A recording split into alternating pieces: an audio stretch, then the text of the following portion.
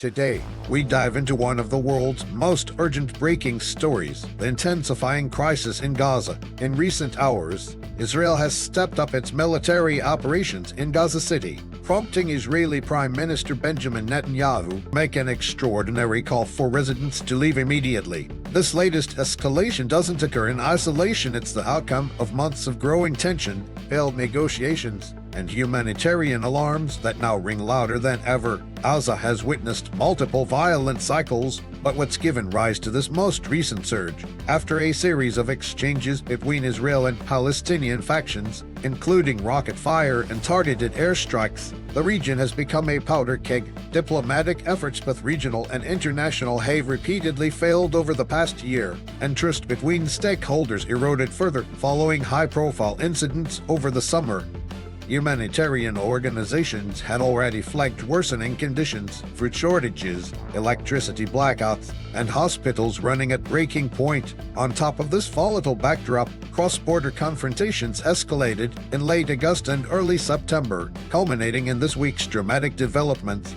What makes today different is the scale and intensity of Israel's attacks. Multiple reports confirm that the Israeli military is pounding downtown Gaza City, targeting what it claims to be militant strongholds, but the consequences for civilians are dire. Hundreds of families are fleeing under fire, braving destroyed streets and buildings reduced to rubble.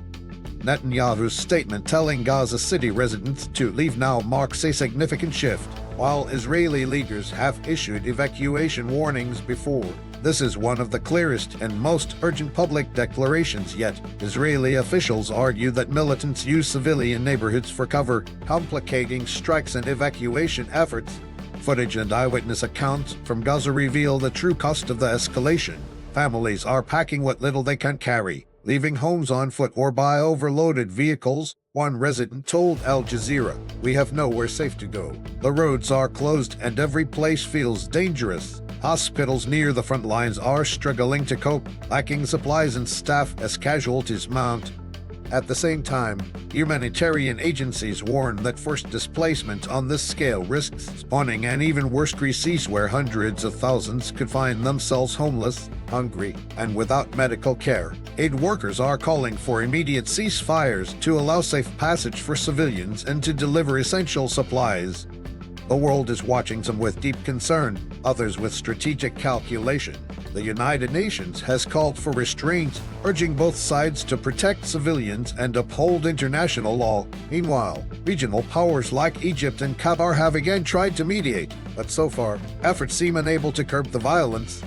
In Washington, officials are urging Israel to minimize civilian harm and maintain humanitarian corridors, but domestic politics remain sharply divided over support for Israel's current strategy. The European Union has called for de-escalation, and protests flared up in several capitals demanding an immediate end to the airstrikes.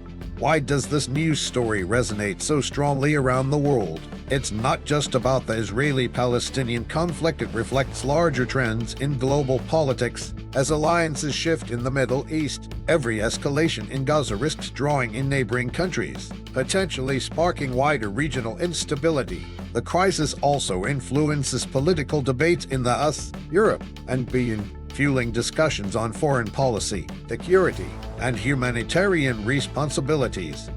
International aid organizations warn that the fate of civilians in Gaza could become a litmus test for global resolve in protecting human rights, at a time when several other conflicts simmer worldwide. In Ukraine, Sudan, and Yemen, the world's response to Gaza may set a precedent for how future humanitarian disasters are handled.